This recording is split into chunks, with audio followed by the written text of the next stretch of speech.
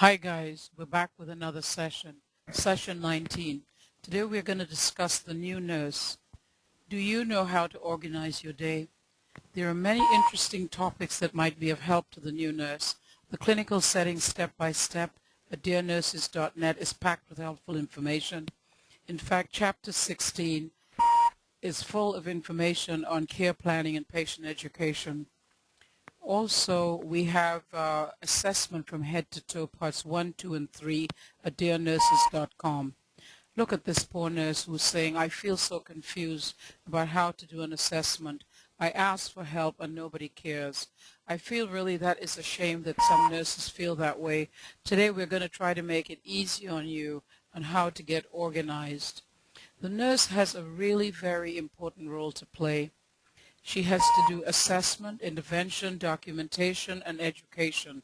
And I know it's not easy, and it can be overwhelming, but you have to do everything you can to do the best job. The nurse has a very important role to play. Let's take when you finish taking report at the beginning of shift. You naturally go into your patient's room. There's some very simple things you can do, especially if you work on a place like a surgical floor where you're assigned to maybe 6 or 8 patients, unlike an ICU where you only have 2 patients. What you can do is you take a look at that patient. Is your patient awake and alert? If he is not awake and alert, can you arouse him, or is he just sleeping, or is something obviously wrong? Is he breathing easy, or is he like this patient here, who is obviously in respiratory distress? If it is, then you've got to take action, like check his vital signs, just make sure something is obviously wrong, fix it, oxygenation, documentation, let the doctor know that something is wrong. How about checking your IV bag as you eyeball things to make sure it's not empty? And if it is, make sure, or getting close to the end, make sure that you get another bag ready before it's all gone. How about taking a quick look at your IV site to make sure your IV site is not inflamed or there's no oozing at the site, maybe from drugs like heparin, which of course is an anticoagulant. So there are ways that you can just do a quick look to make sure everything's going okay. Then let's take the case of Carla. Carla is in a hurry to go to lunch.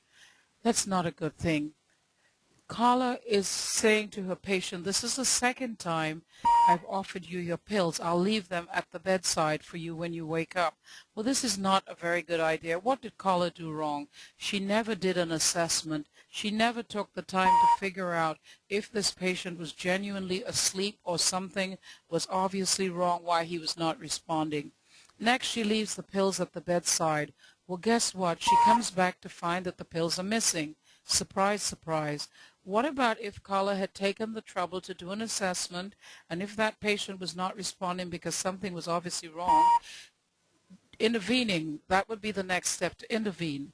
Her intervention would be check the vital signs, oxygen saturation, document her findings, notify the appropriate person like the doctor or the charge nurse. That would have been a far better move for Carla. So be careful how you leave pills at the bedside. We're going to talk a little about abdominal assessment. When you first assess a patient's abdomen, you should just take a look at the abdomen for things like, is it round, is it distended, is the abdomen, does it have any scars or lumps? Then there is another step. You do what is called auscultation, that's listening to bowel sounds. And that's very important because when you listen for bowel sounds, if a patient has something like a paralytic ileus, that's how you pick up on it. Of course, there are 2 other steps to this, and you can go to assessment from head to toe, parts 1, 2, and 3, and you'll find more helpful information. We're going to take a look at this patient in the ICU. This is Mr. H. He's awake and alert and oriented. Oxygen saturation is 98. He has a cardiac rhythm.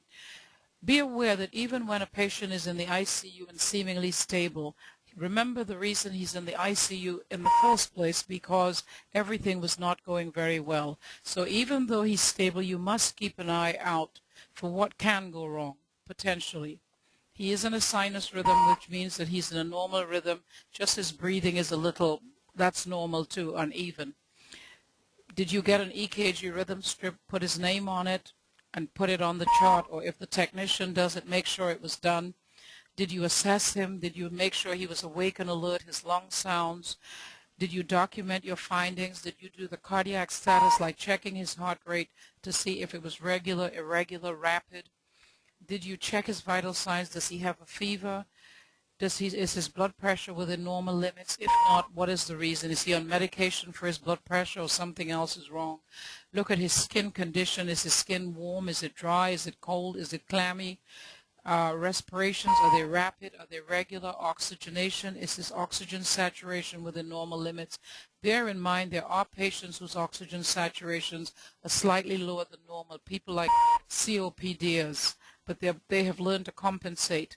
That's chronic obstructive pulmonary disease. So there are lots of things you can do. You can do a little checklist to make sure all these things are in order, even when you have a patient in the ICU who's sitting up and talking, because you don't know when something can go wrong. Now we have mechanical ventilation. Just take a look at what's happening here. This patient is obviously showing signs of agitation. The nurse walks in, the alarms are going off, and she says, well, she said, there goes those alarms again. I'm really busy. I'll be back in 10 minutes. That's not good enough.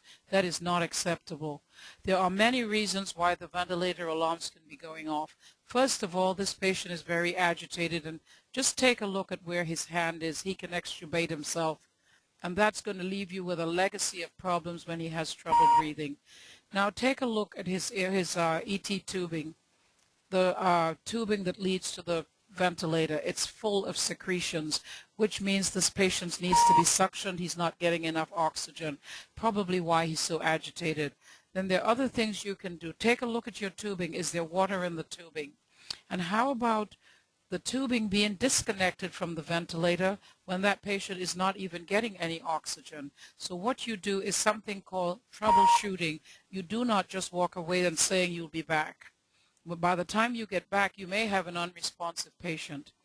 Also, a patient who's on the ventilator, if he can talk to you, something is obviously wrong. There is a cuff leak. If there is a cuff leak, that patient will not be getting enough oxygen, so that needs to be addressed. You need to put some air into that, or the respiratory therapist takes care of it, in that little balloon that dangles off to the side.